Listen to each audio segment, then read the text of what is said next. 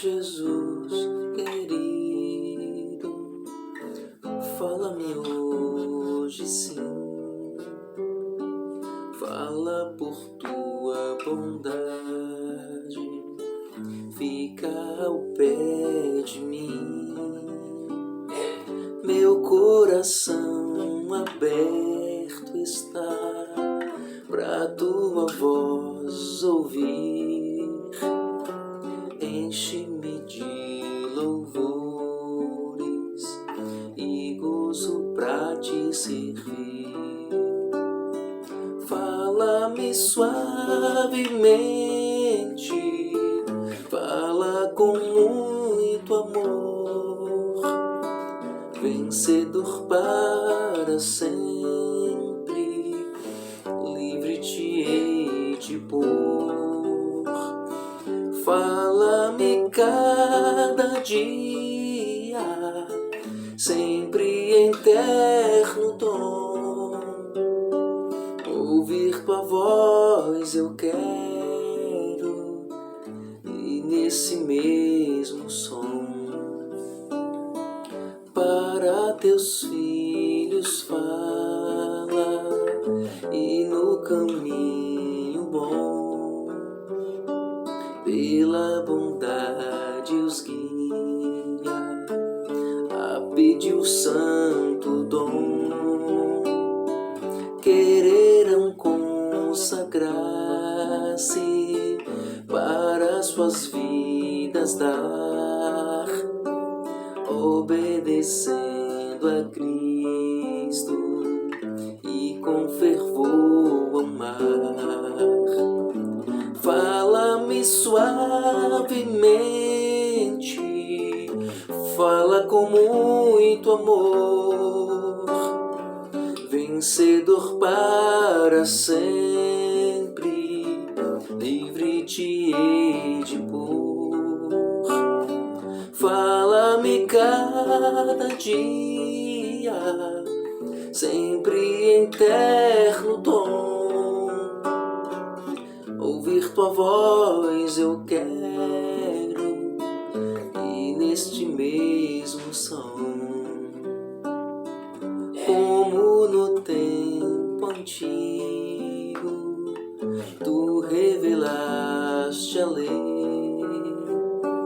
mostra-me tua vontade e a tua santa grei, deixa-me gloriar-te, quero a ti louvar, cantar alegremente e sempre te honrar. Fala-me suavemente, fala com muito amor, vencedor para sempre, livre te hei de pôr.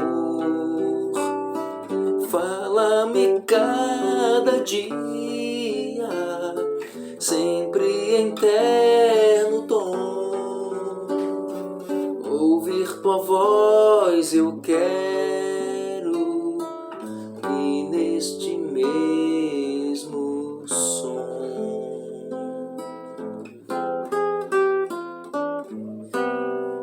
Aleluia. Olá, amados, graça e paz. Hoje, primeiro domingo de julho, né, noite de ceia.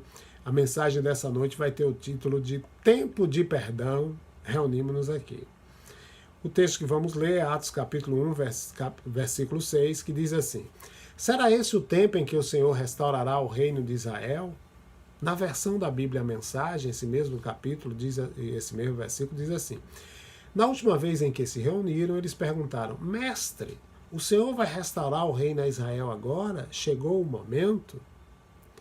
Querido Deus, eu te louvo por essa oportunidade. Te peço que o Senhor continue falando aos nossos corações e despertando o nosso ser para uma aproximação cada vez mais íntima contigo. E que nessa intimidade a gente possa desnudar o nosso coração e a nossa mente, para sermos tratados pelo Teu Santo Espírito, com vistas aqui como parceiros, né, da Igreja do Senhor, unidos à Igreja do Senhor, possamos andar em novidade de vida. Portanto, Senhor, fale ao nosso coração, continue falando às nossas vidas, em nome de Jesus. Amém. E graças a Deus. Então, amados, a Igreja do Senhor Jesus sou eu e você, não é isso? Hoje é noite de ceia. Então, se é noite de ceia, não que todo dia não seja, mas todo dia é tempo de reflexão. Mas hoje eu quero chamar você a uma reflexão, com vistas a ajustar as contas em benefício do reino, em benefício da igreja, em benefício de você mesmo, tá certo? Eu quero convocar você a romper com a insensibilidade. A gente está fora das quatro paredes, né, no contexto de igreja, mas somos a Igreja do Senhor, que antes se reunia em quatro paredes, não que não tenham comunidades que, desde quando iniciou a pandemia, continuam se reunindo em quatro paredes, mas juntos, né, lá ou cá, e possivelmente mais lá do que cá, a gente provocou algumas situações que precisam ser ajustadas. E para isso, eu vou convocar você a que a gente reflita nessa noite sobre a necessidade da gente seguir a instrução do Espírito Santo em uma direção, né? Qual seria essa direção? O que precisa ser restaurado? O que o Senhor quer nos mostrar nessa noite, em tempo de isolamento social e de pandemia? A gente vai falar sobre isso, tá? Então vamos atentar para os detalhes dos discípulos. Quando a gente olha para a noite da quinta-feira, né, da semana da crucificação de Cristo, a gente vai ver que o grupo de homens, os 12, que partilhavam ali da companhia gloriosa de Jesus na última ceia, eles se dispersaram. E as consequências dessa dispersão foram conflitantes, foram confusas, e funcionou como um possível sinal do fim do movimento de Jesus, né, ao qual eles haviam se juntado. O personagem Jesus, a quem eles se juntaram, né, sendo feito prisioneiro, deixou cada um também prisioneiro na solidão do seu temperamento, né, em seu isolamento particular. Pedro, né, presunçoso, autoconfiante, obstinado, ele foi, em seu temperamento, impelido a negar qualquer conhecimento ou relacionamento com Jesus. E isso não somente uma ou duas vezes, mas 3 vezes. E a terceira vez ele usa uma linguagem grosseira. Amenizando aqui, Mateus ameniza, capítulo 26, versículo 72, Mateus diz assim: mais uma vez ele o negou, reafirmando a negativa com um juramento: juro que nunca vi esse homem. Depois disso, Pedro foi cumprir o seu isolamento. Judas, né? Em sua ganância, em sua desonestidade, ele foi levado a abandonar o barco que parecia estar afundando, mas antes, o que ele faz? Antes dele sumir do barco, ele faz um acordo financeiro para poder viver na bonança por mais algum tempo. Só que ele não viveu para aproveitar isso. Sua desolação e seu isolamento o fez cometer suicídio. Mateus 27, 5 diz assim: Judas jogou as moedas no templo e saiu. Depois disso, enforcou-se. Tomé, em seu pessimismo, ele buscou também seu isolamento dos outros discípulos, né? E às vezes parou de se encontrar com eles até mesmo para se alimentar. Tiago e João, né, que confessaram sua ambição de ter os melhores lugares no reino vindouro, né? Antes desse evento, eles afrouxaram os laços de amizade com os outros discípulos por se acharem mais importantes e também se isolaram. Os demais discípulos, embora a gente não tenha relatos de mau comportamento em particular, ainda assim eles abandonaram Jesus e fugiram em busca de isolamento. Marcos 14,50 diz: nessa hora, todos os discípulos já haviam fugido.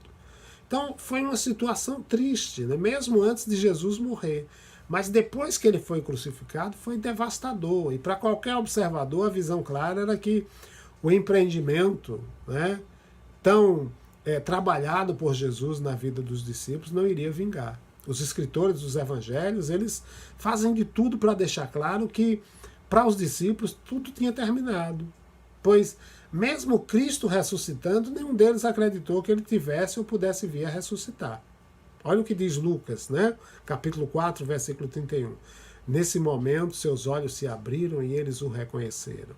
Então ele desapareceu. Os 2 discípulos ali no caminho de Emaús, né? Fica claro, portanto, amados, que eles não estavam na mesma dimensão de entendimento e discernimento de Jesus. Eles não conseguiram assimilar as pistas, né, nas declarações diretas de Jesus, quando junto a eles partilhava o pão.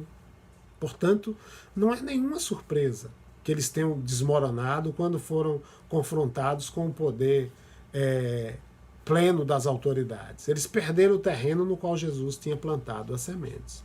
Mas há um caminho de volta. Em Deus sempre há um caminho de volta, né? Sempre há um tempo para voltar no caminho, sempre há um tempo para ser restaurado. Quando Jesus ressuscita, né, tem início a primeira fase de retirada do isolamento, com vistas a reabilitar, né, os discípulos, e isso a um nível pessoal. Pedro, em vários encontros com Jesus, foi recuperado de sua deslealdade, do seu desespero, e aí acabou tornando-se um homem de plena humildade. Quando a gente lê o capítulo 21 de João, a partir do versículo 16, a gente vai entender o processo terapêutico do Senhor na cura de Pedro.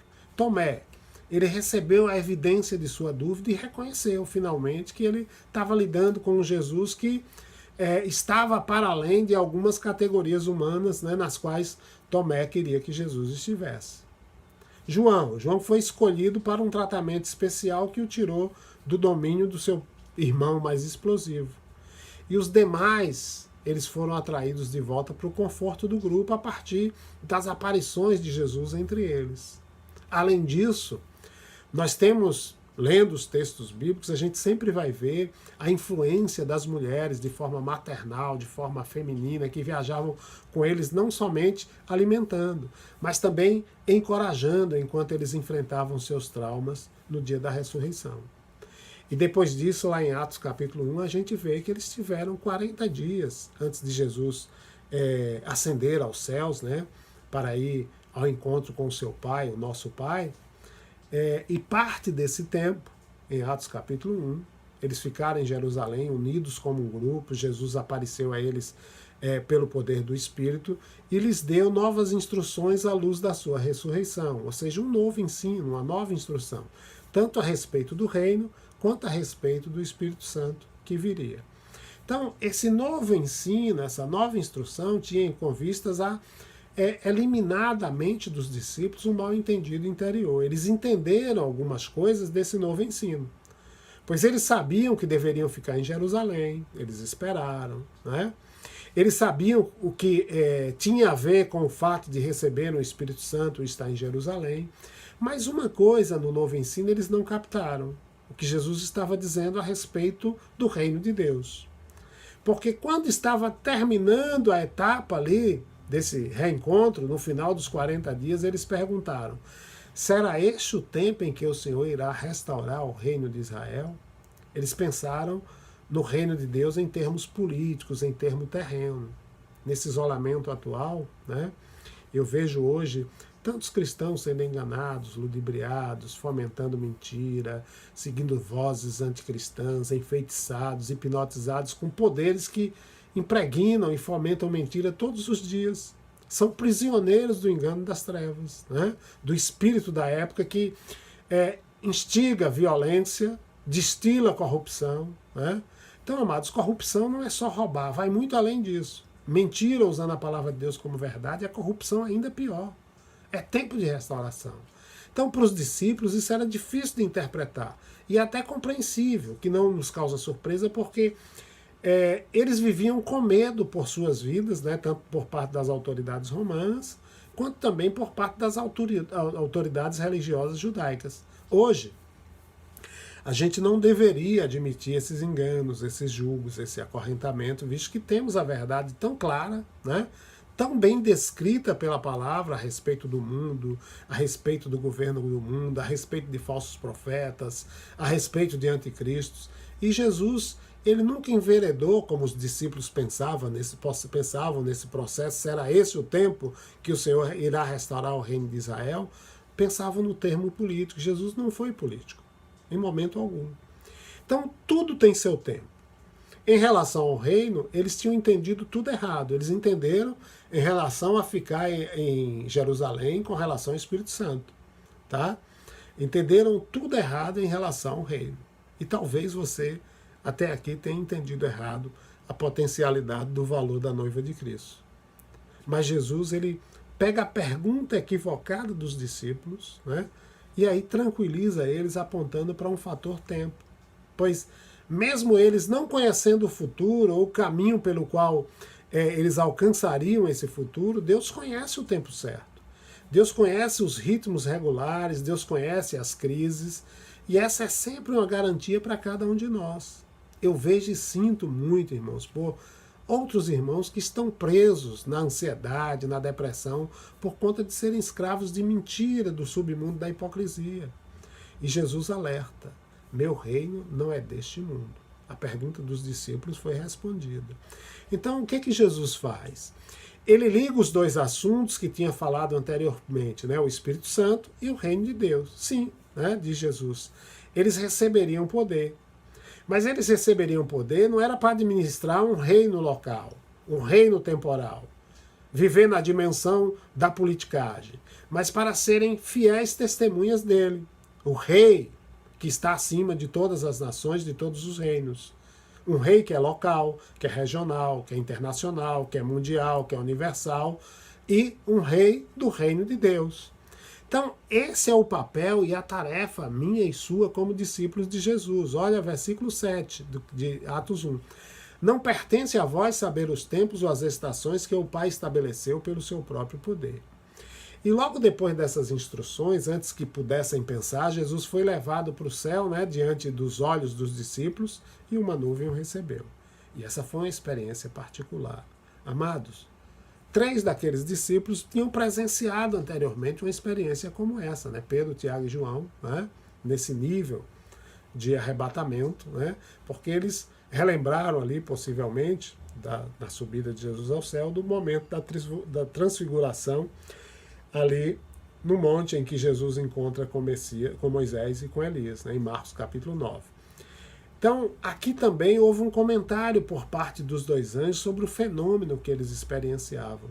Homens da Galileia, por que estáis aí parados olhando para o céu? Esse mesmo Jesus que dentre vós foi levado para o céu, há de vir da mesma maneira que o vistes ir para o céu. Então, os discípulos presenciaram o que aconteceu e como terminaria a história entre esse acontecimento e a segunda vinda. E é isso que eu e você precisamos estar atentando nesses dias de isolamento. Jesus vai voltar. E nós temos que nos apegar à dimensão do reino de Deus, né? Vivemos como cidadãos terrenos, obviamente, né? Como peregrinos na terra, mas somos cidadãos dos céus. Não que não devamos nos preocupar com as questões sociais, né? Com as questões políticas e com outras questões e outros fatores que precisam ser vistos. Não é isso. Mas eles não devem se sobrepor à dimensão da realidade de que somos cidadãos dos céus e que o reino de Deus é muito mais importante. Aí, amados, nasceu a igreja, né? Após esses eventos, Jesus subiu aos céus, uma mudança no humor e no andamento dos discípulos acontece. Eles se reúnem em Jerusalém e já não são mais os isolados, os inquietos, aqueles inconstantes de antes. Se na noite de sexta-feira eles discutiram sobre quem seria o maior, né, agora eles estavam unânimes. O versículo 14 de Atos 1 diz, todos estes continuavam unanimemente em oração e súplica com as mulheres e Maria, mãe de Jesus, e com os irmãos, seus irmãos. Então, unânimes é uma palavra que foi usada aqui por Lucas e por Paulo lá em Romanos. Tá? Essa palavra descreve uma nova realidade na vida dos discípulos. O isolamento deixou de existir. Um grupo que havia sido quebrado por fraqueza, por egocentrismo, por espírito de competição, está agora pela primeira vez unido em um espírito com um motivo e com grande força, né? Tempo de pandemia deve nos remeter a esse mesmo princípio reflexivo e transformador. É tempo de restaurar. E para restaurar é tempo de perdoar. Para perdoar é tempo de renunciar. Para renunciar é tempo da gente desegocentrizar, se é que existe essa palavra dentro desse contexto aí, né? Mas é preciso eliminar o ego. Há aqui um detalhe lindo, tá? Uma novidade de pequenos detalhes, dentre tantos detalhes, mas significativo. Quando a gente olha para os discípulos, Antes, a gente vai ver, antes desse momento em que Jesus mostra para ele lá eles no versículo 7 que não era o tempo, mas que eles deveriam se preparar e une o Espírito Santo com o reino de Deus. Antes, a gente via Pedro, André, Tiago e João. Só que agora, né, eles apareciam como superiores. Só que agora é Pedro, João, Tiago e André. Há um abandono do apego, né, para com os irmãos, e João passa a ser o número 2 na hierarquia do apostolado depois de Pedro. Então, o que significa unanimidade? É estar juntos. Percebam que eles, em sua unanimidade, não estão separados, né? Homens e mulheres em espaços diferentes ou lados diferentes, como nas sinagogas ou em algumas igrejas dos nossos dias. Essa unanimidade deve prevalecer ainda hoje. Porque, embora a gente esteja distante uns dos outros, a gente tem partilhado as nossas necessidades e também as necessidades de outras pessoas com os irmãos, tendo em vistas o quê? O poder da oração, o poder da partilha, o poder da intercessão, o poder da comunhão. Mas ainda faltava uma coisa, lá naqueles dias da igreja primitiva. Eles antes eram 12, agora eram 11. Judas não estava lá mais, né, com eles. Eles estavam unidos e, à luz do Espírito Santo, eles escolheram Matias como substituto. Então, quantos dias foram necessários para a mudança? 40 dias, né? A gente vai ver lá em Atos capítulo 1. Então, quando a gente olha para esse pequeno grupo de seguidores de Jesus, a gente precisa reconhecer que eles tiveram que trilhar um caminho de transformação. Antes eles se degladiavam, né? Estavam lutando entre si, mas depois de 40 dias eles estavam prontos, preparados para serem testemunhas fiéis de Jesus, tanto de forma individual quanto coletiva. Nós estamos há mais de 40 dias fora do contexto anterior de unidade, do contexto de 4 paredes. Portanto, é bastante tempo para reflexão sobre nossa transformação individual em benefício do coletivo. O que vocês acham? Vocês não acham que é bastante tempo? Então, 40 dias é o tempo que a gente leva para mudar um hábito, olhando pelo parâmetro aí dos discípulos, né? Nesse reencontro com Cristo. Final de ano, por exemplo, é tempo de promessa de mudança. E se tal desejo prevalece até fevereiro, pode até perdurar. Alguém pode voltar atrás? Pode, né? Mas toda mudança requer tempo, requer persistência, requer honestidade para consigo mesmo, requer esforço. E no contexto da igreja, amados, a ação de todas as pessoas, não apenas de alguns. Porque nós somos um em Cristo Jesus, né? Então, é importante a gente entender. Se essas coisas forem resolvidas, né, dias melhores virão. Isso pode acontecer hoje. Hoje é noite de perdão. Tá? Deus pode dar, nesta noite, um novo Pentecostes. O mundo precisa acabar, né, dentro de uma dimensão em que a gente sabe que vai acabar, mas antes disso, o mundo precisa acreditar que nós temos as boas novas para proclamar. Quando Jesus vem, ele transforma as pessoas, ele capacita as pessoas a viverem juntas, em paz, porque todos desejarão saber mais sobre Jesus. Essa é a noite da unanimidade diante da mesa do Senhor. Reflita sobre isso, né? Hoje, pandemia, isolamento. A igreja de Jesus precisa passar por conflitos, né? Mas a igreja de Jesus precisa agora sair dos conflitos para o conserto, ou para o consenso. A igreja de Jesus precisa sair dos argumentos individuais, né, ou de grupinhos, para os acordos. A igreja de Jesus precisa sair da competição para a cooperação. A gente precisa disso não somente em relação à igreja, mas em relação ao nosso lar, ao nosso ambiente de trabalho.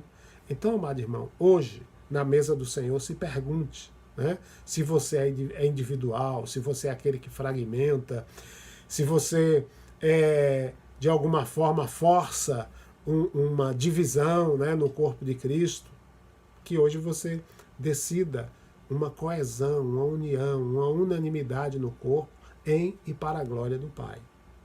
O perdão, nos dois sentidos, é a essência do Evangelho. Eu sou perdoado e eu perdoo. Então, à medida que isso funcionar no dia a dia, nós nos tornamos uma força unida, né? E em nossa individualidade, e não uma força de fragmentação. Toda igreja precisa que todo o seu povo esteja crescendo com forças para a unidade, porque dessa forma feridas são curadas, né? Aquilo que poderia levar à divisão vai levar à reconciliação. Aquele que antes não cuidava das pessoas vai aprender a cuidar das pessoas, para que as pessoas evitem expor suas iras, mas expressem sentimentos de amor. Então é tempo da gente reduzir a temperatura do ciúme, da inveja, para assim eliminar a contenda. É disso que a gente precisa na igreja do nosso Salvador, né? Jesus Cristo trabalha para que isso aconteça. A gente precisa ser uma força para essa unidade. E essa mudança pode ser dolorosa para você, mas ela vai glorificar ao nosso Salvador. Então, amados, eu vou contar uma história. Aqui tá, nós trouxemos uma análise bíblica sobre essa temática do perdão. Mas eu vou contar uma história que aconteceu numa igreja, tá? E essa história aconteceu no ano de 1967. Eu vou contar, o próprio autor que viveu essa experiência, ele escreveu um livro, e eu vou a história que é a partir de um sonho. Essa história aconteceu na igreja de Melquita, que é uma igreja grego-católica lá na Palestina. A liturgia da igreja é bizantina. Antes de 1967, que foi quando aconteceu o fato que nós vamos narrar, né? Em 1947, esse personagem, Elias Chacô, era uma criança.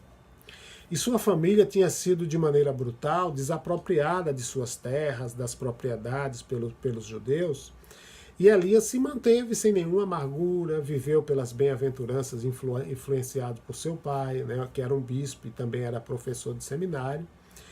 Isso em 1947. Em 1966, Elias foi enviado como padre temporário encarregado da igreja de Melquita em Bilim. E assim que ele chega na congregação, ele foi informado pelo líder leigo que tinha assumido lá a comunidade, né, que ele não era bem-vindo e que deveria ir embora sem desfazer as malas. Ele ficou.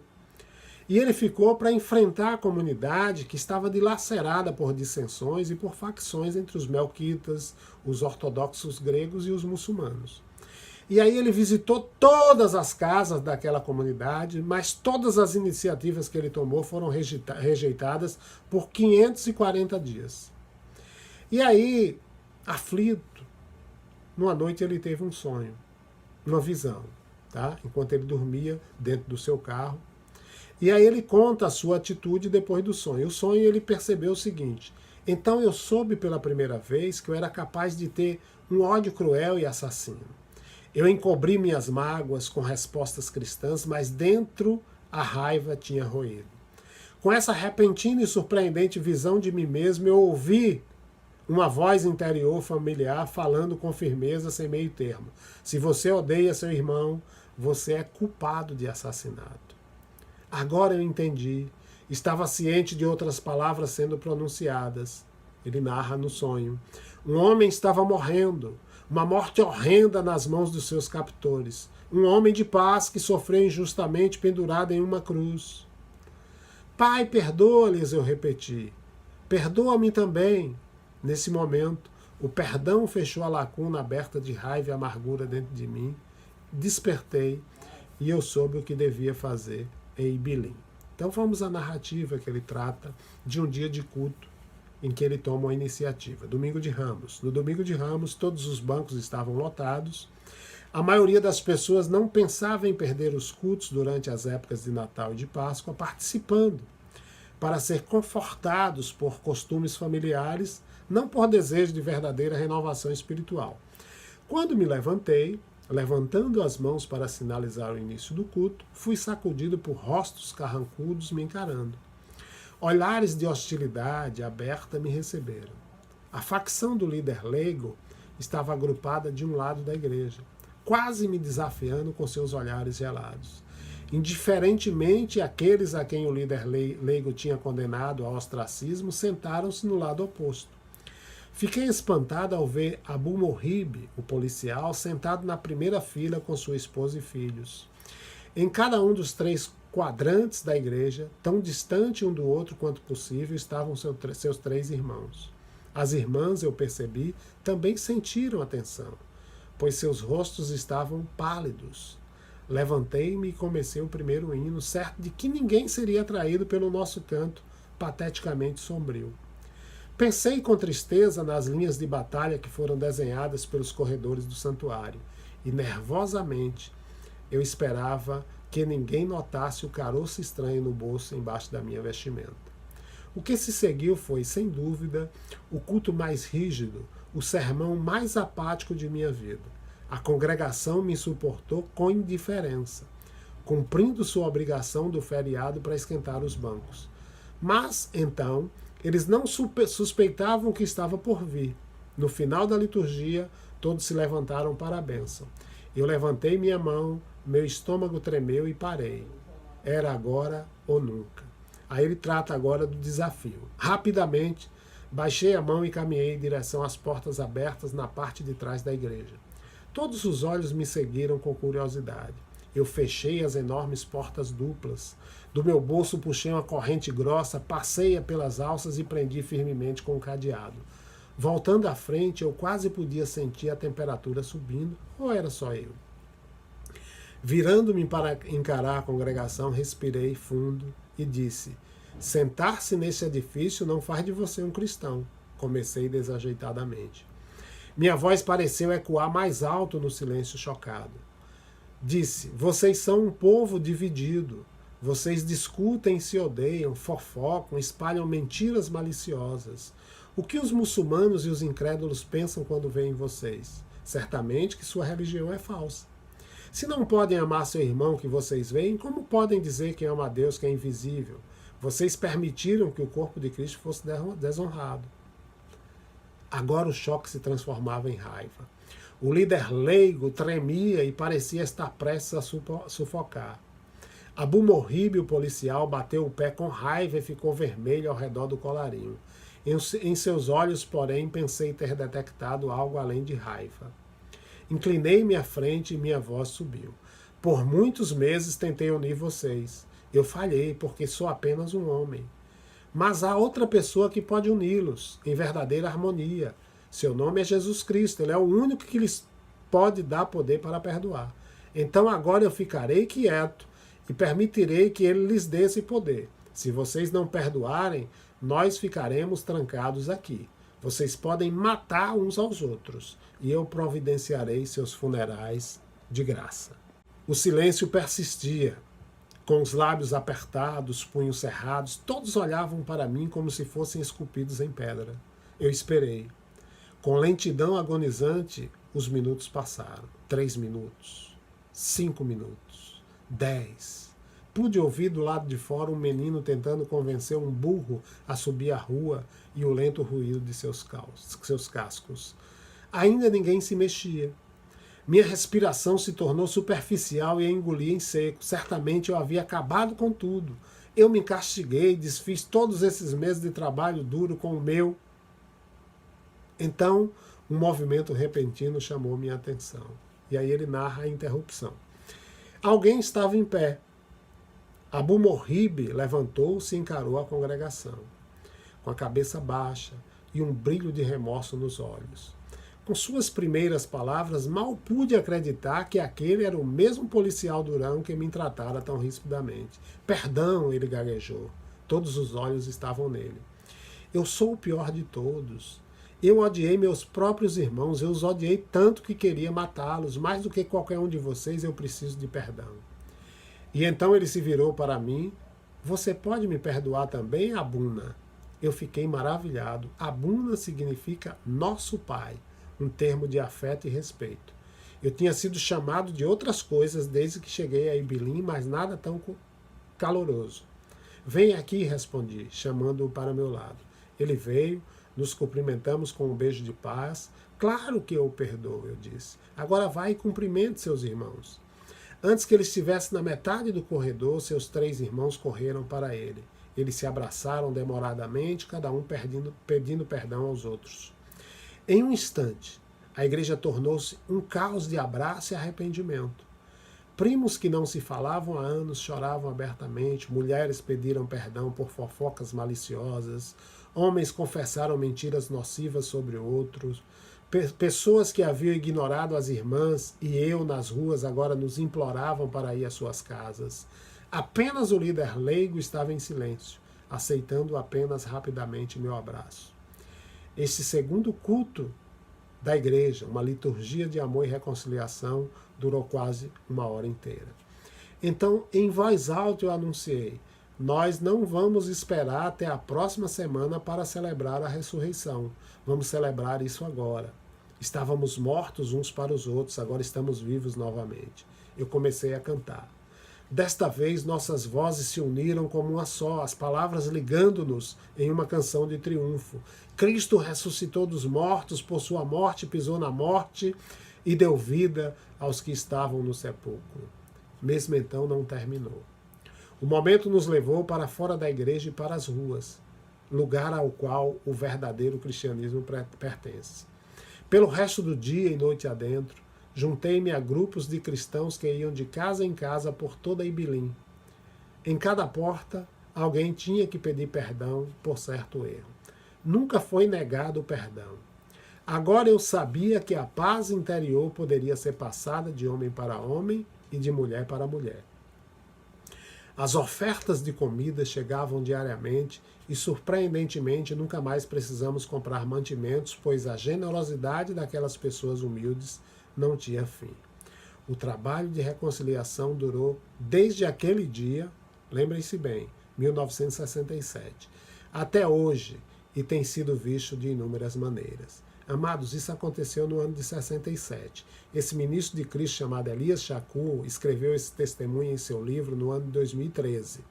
O título do livro é Irmãos de Sangue, a história dramática de um cristão palestino que trabalha pela paz em Israel. Portanto, de 67 a 2013, tudo mudou. São 46 anos de história de um povo. Eu termino convocando você a participar da ceia conosco. Antes, porém, gostaria de você lembrasse de a quem você precisa pedir perdão, ou a quem você precisa perdoar. E que, antes de cear, você coloque diante da mesa do Senhor. E após a ceia, você deposite a necessidade de perdoar e de pedir perdão na cruz do Calvário. E depois ligue ou mande uma mensagem para a pessoa que você precisa libertar ou que precisa libertar você nessa noite. Pandemia, isolamento, também é tempo de perdão, como foi para os discípulos no dia da ressurreição de Cristo. Vamos à nossa ceia. Que o Senhor nosso Deus, em Cristo, vos abençoe.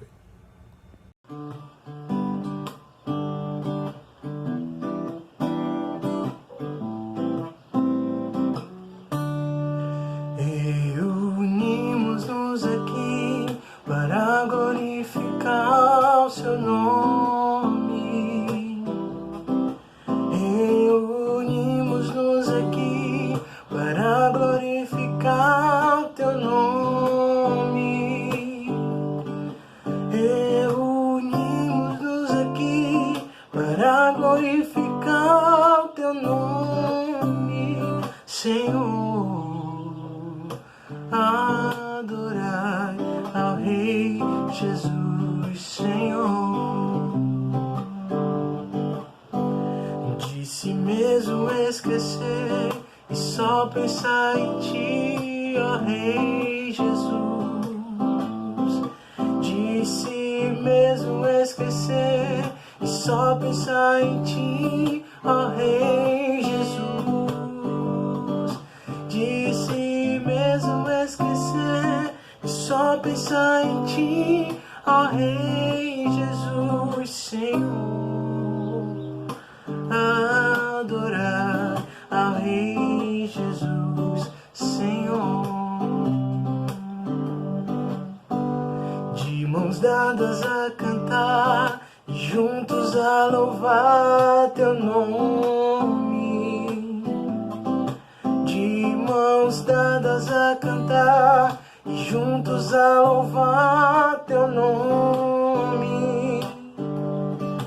De mãos dadas a cantar e juntos a louvar teu nome, Senhor.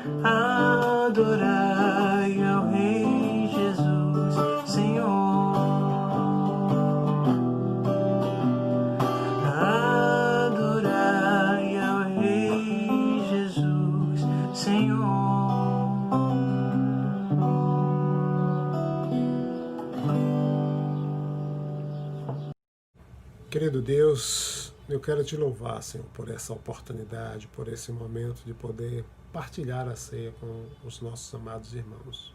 Estamos distantes uns dos outros, né, nesse isolamento, mas próximos uns dos outros na dimensão pré-estabelecida pelo Teu Santo Espírito que nos uniu, para que como igreja, nessa unidade, glorifiquemos e exaltemos o Seu nome. E faremos isso enquanto vivermos. E nessa noite confirmamos a nossa convicção de que o Teu Filho morreu na cruz do Calvário para que nós tivéssemos vida, e não somente isso, confirmamos a nossa esperança de que haverá um reencontro. E esse reencontro que culminará nas bodas do Cordeiro, haveremos de cear juntamente com o Senhor. E te louvamos, Senhor, por essa oportunidade, pedindo que cada coração possa se voltar para Ti e tendo entendido a necessidade de perdoar ou de pedir perdão, participe desse momento na Tua mesa, Senhor, nesta noite, buscando glorificar a Ti, ao Teu Filho amado, em todo o tempo. Que a sensibilidade ao Teu Santo Espírito seja aquela que vai mover os corações para mudança e transformação. Te louvo por isso, Senhor, por essa oportunidade, em nome de Jesus. Amém. E graças a Deus. Amados, a palavra de Deus diz assim, pois 1 Coríntios capítulo 11, a partir do versículo 23, pois eu recebi do Senhor o que também vos entreguei, que o Senhor Jesus, na noite em que foi traído, tomou o pão, e logo após haver dado graças, o partiu e disse, isso é o meu corpo que é dado por vós, fazei isso em memória de mim. Nós vamos orar, depois nós vamos ouvir um período de louvor em que você vai cear, ok? E depois vai comer o pão, o primeiro elemento, depois nós vamos ao segundo elemento e até a conclusão da nossa noite de ceia, para a glória de Deus. Querido Deus, te louvo por esse elemento, o pão, que simboliza o sacrifício do teu Filho Jesus, nosso Salvador, ali na cruz do Calvário. Aquele que morreu no meu lugar, no lugar de cada um de nós que estamos nesse momento, entregando os nossos corações, a nossa mente, o nosso ser, a Ti, valorizando, Senhor, o sacrifício do Teu Filho.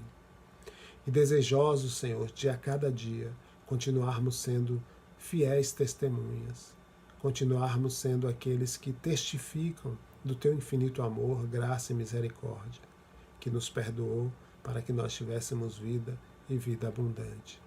Pai, ajuda-nos a continuar cumprindo em nosso viver o Teu querer. Te louvamos por isso, Senhor, em nome de Jesus. Amém. E graças a Deus. Comamos o pão, amado. Pão da vida, pão dos céus, pão de Deus, é o meu Jesus. Pão que dá ao coração alegria, paz e luz, pão que dá ao coração alegria, paz e luz. Versículo 25 de 1 Coríntios 11 diz assim, do mesmo modo, depois de comer, ele tomou o cálice e declarou, esse cálice é a nova aliança no meu sangue. Fazei isso todas as vezes que o beberdes em memória de mim, portanto, todas as vezes que comerdes desse pão e beberdes desse cálice, proclamais a morte do Senhor até que ele venha. Amados, isso é motivo de alegria, de festa. Esse momento é um momento de festa, né? Nós somos aqueles a quem Deus se deu em seu Filho para que pudéssemos ter vida. E ter vida é nos alegrar por esse momento, podermos participar, né? Eu tenho 28 anos de caminhada cristã, com altos e baixos, com crises e conflitos. Mas o Senhor nunca me desamparou. e nunca me desamparará. Eis que estou convosco todos os dias até a consumação dos séculos. Então, devemos honrar ao Senhor em todo o tempo, por esses momentos, por aquilo que Ele fez, por aquilo que Ele está fazendo e por aquilo que Ele ainda fará. Então, que o Senhor nosso Deus imprima no meu e no seu coração o desejo de continuarmos firmes na jornada como cristãos que primam pelo valor da igreja, que primam pelo valor da comunhão, que primam pelo valor da unanimidade. Pai, eu quero te louvar por esse segundo elemento, por esse momento com a tua igreja e mais uma vez te agradecer, porque não estaria aqui se não tivesse sido alcançado pela tua infinita graça em teu Filho Jesus.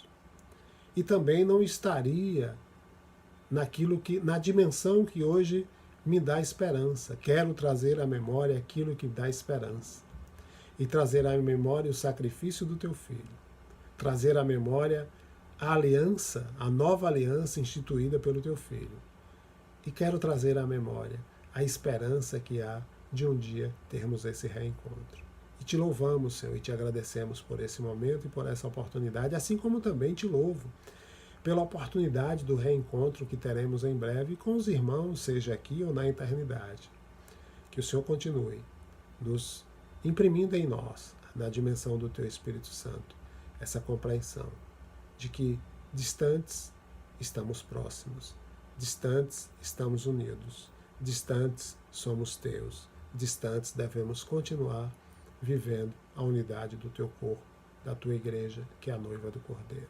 Comamos, amados, bebamos, amados, o suco que simboliza o sangue de Cristo Jesus vertido na cruz do Calvário.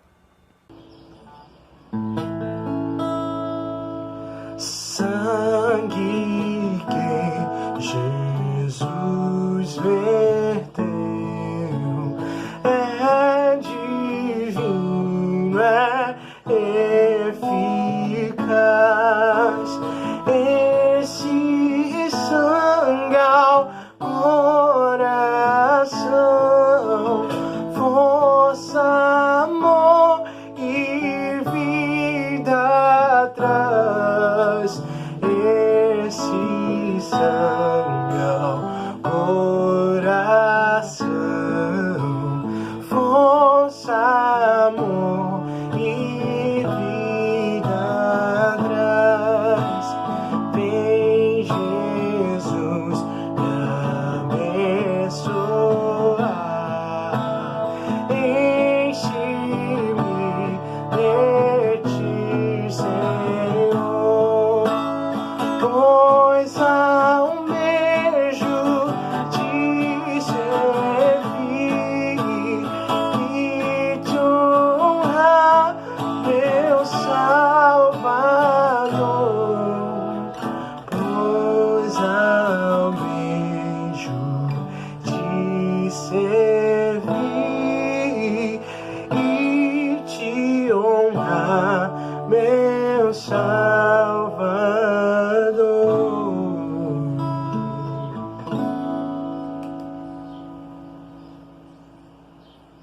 Pronto, amados, chegamos ao final, né?